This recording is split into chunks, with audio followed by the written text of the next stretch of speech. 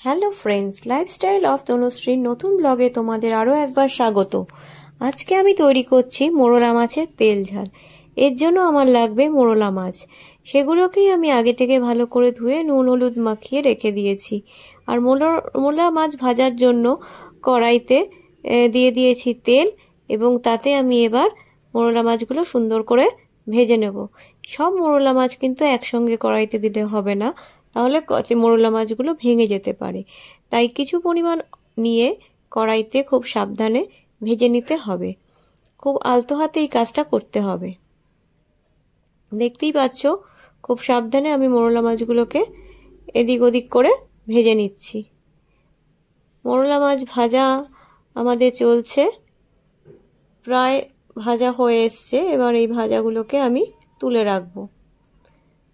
এবার আরেকটা কড়াই নিয়ে সেটা গ্যাসে বসিয়ে দিয়েছি গরম হওয়ার জন্য। কড়াইটা গরম হয়ে উঠলে তার মধ্যে আমি দিয়ে দেব সর্ষের তেল। মোরলা মাছের এই তেল ঝালটা কিন্তু সর্ষের তেল দিয়ে করলেই তার স্বাদটা খুব ভালো আসে। আমি এখানে ইউজ করেছি ফরচুনের সর্ষের তেল। এবার তেল থেকে যখন ধোঁয়া উঠছে তখন সেই পর্যায়ে দিয়ে দেব আগে থেকে ধুয়ে কেটে রাখা, ছুরি করে কেটে রাখা পেঁয়াজ। পেঁয়াজ সর্ষের তেলে দিয়ে ভাজা হতে থাকবে এবং একটা সুন্দর গন্ধ বেরোবে। পেঁয়াজটা ভাজা ভাজা হতে একটু সময় লাগবে, এবং এই পেঁয়াজটা হালকা রং ধরলে তার মধ্যে দিয়ে দেব আগে থেকে কেটে রাখা রসুন কুচি। এখানে কিন্তু রসুন কুচিটা খুব একটা বেশি পরিমাণ লাগবে না, অল্প পরিমাণেই লাগবে রসুন কুচি। পেঁয়াজটা ভাজা হয়ে আসলে তারপরে দিতে হবে। পেঁয়াজটা ভাজা হচ্ছে, দেখতেই পাচ্ছ সুন্দর করে সর্ষের তেলে পেঁয়াজ ভাজার একটা গন্ধ বেরিয়েছে। এবার এখানে আমি দিয়ে দিলাম সামান্য পরিমাণ রসুন কুচি। এবার সর্ষের তেলে রসুন কুচি আর পেঁয়াজ ভাজার একটা খুব সুন্দর মিষ্টি গন্ধ তোমরা পাবে যখন এই রেসিপিটা করবে। দেখো, পেঁয়াজ আর রসুনটাকে খুব ভালো করে আমরা ভেজে নিচ্ছি নাড়িয়ে চাড়িয়ে। এর মধ্যে দিয়ে দিলাম হলুদ গুঁড়ো। হলুদ গুঁড়ো দেওয়াতে কি সুন্দর রংটা আসবে দেখো। এবার ভালো করে পেঁয়াজটার সাথে রসুন কুচির সাথে হলুদ গুঁড়োটাকে নেড়ে চেড়ে ভালো করে মিশিয়ে নিচ্ছি। এবার এই পর্যায়ে এসে আমি দিয়ে দেব কিছু সবজি। এই তেল ঝালটা করতে আমার কিছু শীতকালীন সবজি আমি ব্যবহার করেছি। দিয়েছি শিম, আলু, বেগুন এবং পেঁয়াজ কলি।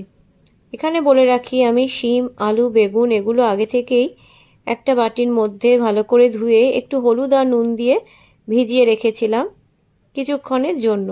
যার ফলে এই তরকারিতে নুনটা কিন্তু আমি সেভাবে আর ইউজ করব না, কারণ মাছ ভাজাতেও অলরেডি নুন আছে আর এটাতেও নুন দিয়েই ভেজানো রয়েছে। যার ফলে যা নুন আছে তাতে আমার রান্নাটা মোটামুটি আর এখানে আর নুন অ্যাড করতে হবে না।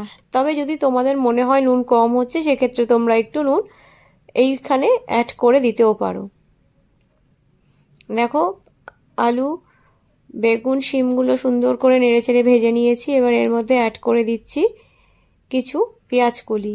শীতকালে সব রান্নাতেই আমরা প্রায় পেঁয়াজ কলি দিই। এবার আমি ঢেকে দিয়েছিলাম কিছুক্ষণের জন্য। ঢাকা খুলে দেখো কি সুন্দর নরম হয়ে এসছে সবজিগুলো, এবং আমি আরও একবার খুন্তির সাহায্যে পুরো ব্যাপারটাকে নেড়েচেড়ে নিলাম। এবার এখানে আমি দিয়ে দিচ্ছি কাশ্মীরি লঙ্কার গুঁড়ো। কাশ্মীরি লঙ্কার গুঁড়ো দিয়ে কিছুক্ষণের জন্য সবজিটাকে সুন্দর করে আলতো হাতে নেড়েচেড়ে নিতে হবে। এখানে লক্ষ্য রাখতে হবে সবজিগুলো যেন বেশি ঘাটাঘাটি করলে ভেঙে না যায়, তাহলে রান্নার যে সৌন্দর্যটা সেটা কিন্তু নষ্ট হয়ে যাবে। বন্ধুরা, আমার চ্যানেল যদি তোমাদের ভালো লেগে থাকে তাহলে সাবস্ক্রাইব করে পাশে থেকো, লাইক করো আর কমেন্ট করতে ভুলো না। কথা বলতে বলতে আমি এখানে দিয়ে দিয়েছি দেখো কিছু পরিমাণ জল, সবজিটা যাতে আরও ভালো করে সেদ্ধ হয়ে যায়।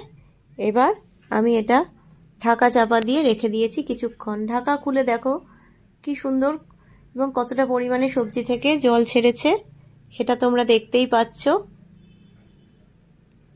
এর মধ্যে আমি দিয়ে দেব একটু শুকনো খোলায় রোস্ট করে নেওয়া, তারপরে সেটাকে বেটে কালো জিরের গুঁড়ো।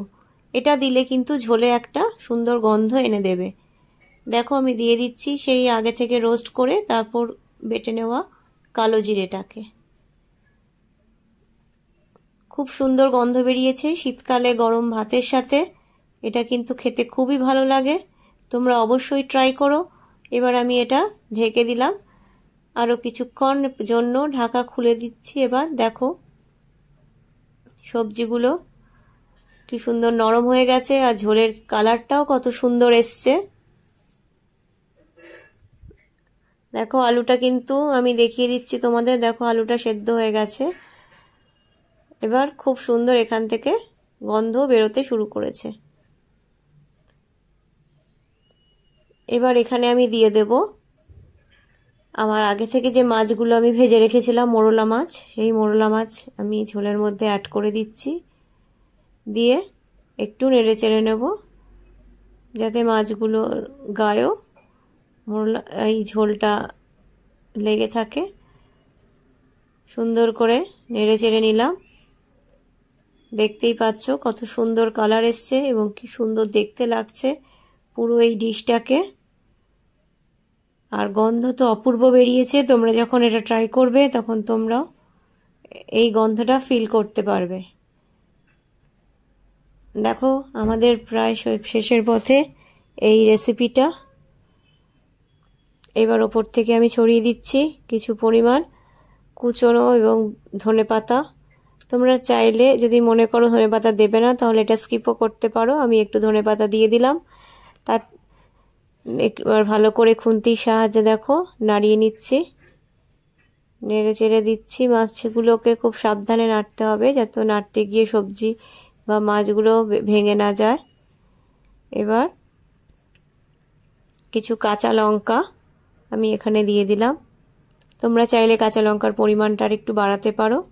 আমি যেহেতু ঝালটা কম খাই তাই জন্য আমি খুব একটা বেশি পরিমাণ কাঁচা লঙ্কা দিইনি। আবার ঢাকা চাপা দিয়েছি কিছুক্ষণের জন্য। এবার দেখো কালারটা তেল ছাড়তে শুরু করে দিয়েছিল চারদিক থেকে। মাছের গ্রেভির থেকে কি সুন্দর রং হয়েছে। এবার এটা আমরা সার্ভ করব। তাহলে চলো বন্ধুরা, আমাদের এই রান্নাটাকে আমরা সার্ভ করে দিয়েছি। দেখো কি সুন্দর দেখতে লাগছে।